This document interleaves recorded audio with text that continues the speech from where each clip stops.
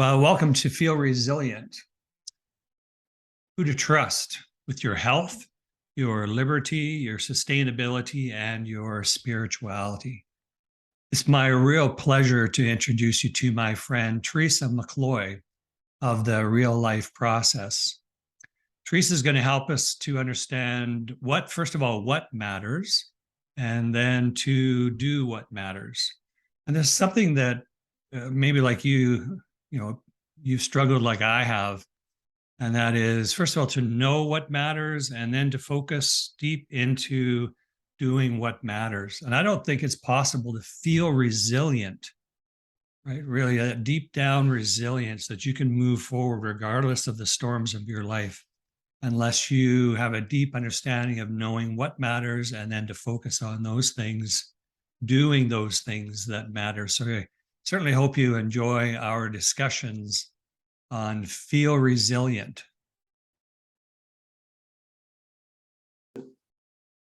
In all of our lives, we're facing different storms, again, with all we're facing right now. And then this woman is holding this umbrella up, against the storm.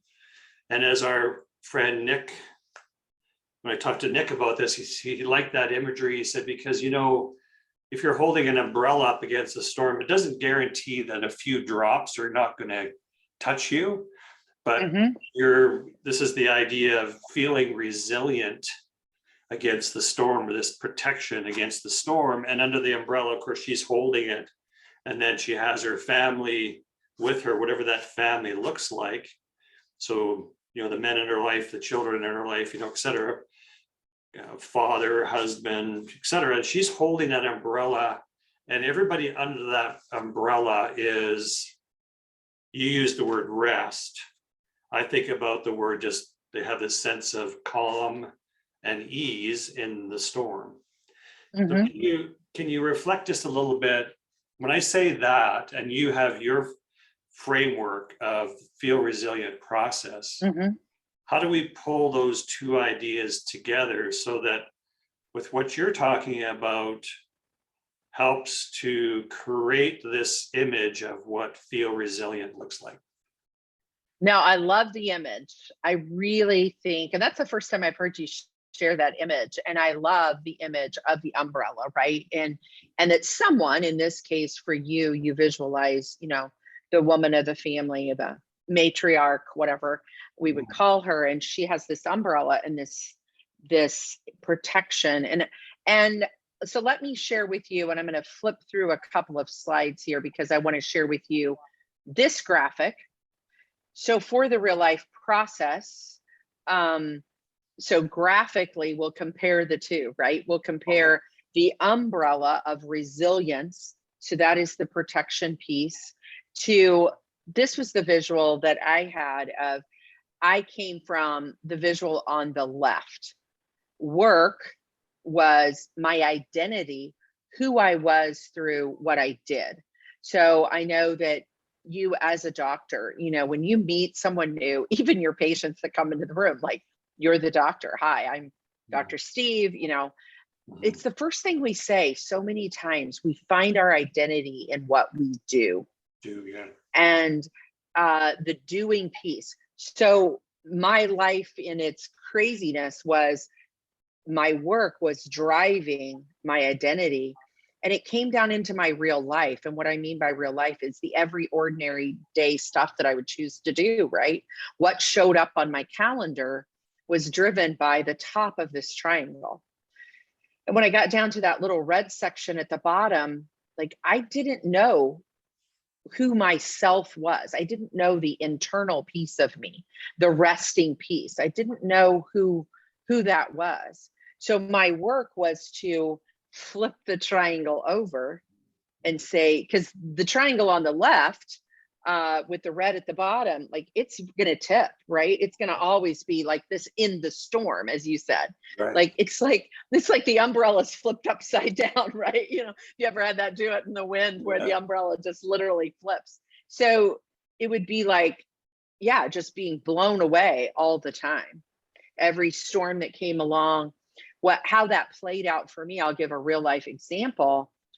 which would go along with when you don't feel resilient, right?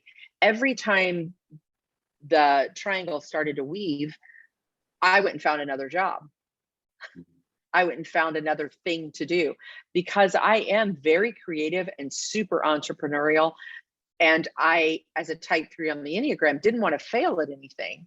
So if it got overly stressful, overly harder, I wasn't going to come out smelling like a rose on something. I would just go find something else to do because I can do and be productive like none other, instead of taking the time to really build it from the bottom up and know myself. So in my 50s, late 40s, early 50s, and actually for me, as it does for many times when we have to really work on resilience, or we come up against the storm of our life, right? Like this is the big one. This is the hurricane. For me, it was when our son came and told us he was struggling with heroin addiction. Wow. And that was kind of, it hits the fan and you go, wow. But through my son's struggle with his own recovery, I had to do my own work. And that's when I had to flip my triangle right side up and go, who is my real self? What do I stand on? How do I find peace and rest in every single day? Then how would I want to live that out in my life? What would I want to show up on my calendar? And it's not that work is not there, but now work doesn't define me. I'm defined spiritually, emotionally, and physically by different choices. I'm driven by different things. And so I think it compares to, finding your umbrella, in your graphic and visual. There's a lot of people walking around, Steve, with an umbrella, but it's not open. That's interesting. Yeah. Right? It's closed. Like I'm holding it or I'm carrying it over my arm. So I've got what I need, but I don't know how to use it yet. I don't know how to open it up, which is the same as the triangle I have on the left of, I think I've got all three places in my life, but they're not in the right order, right? I had to flip the triangle over and say, you know what? It's more important that I know me, who I am and whose I am before I move into what I would put in my day-to-day life and the things I would want to work on and live from. And then I'll identify what my career is going to be. I don't know the statistics on this, but I think you and I would both say most people don't just do one thing in their lifetime anymore. Right. They're going to do many different careers, 10, 15 years at a time, 3, 4, 5 times over their lifetime.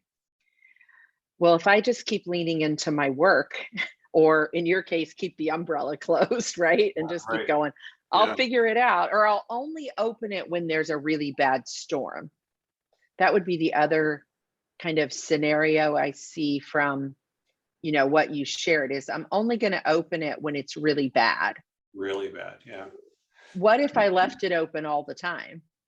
What if it was always this layer of protection? Right. So that's what I hear when I hear your story. Well, I hope you've enjoyed my discussion with Teresa McCloy from the Real Life Process, helping you understand what really matters and then, of course, doing what matters. And I personally don't think that you can move forward effectively and really feeling resilient unless you know what matters to you, and then you focus on doing what matters to you. So again, trust that you've enjoyed that conversation and look forward to you seeing many more of these conversations going forward as we build out for you under the umbrella of feel resilient, this idea of really understanding and doing what matters. See you on the next video.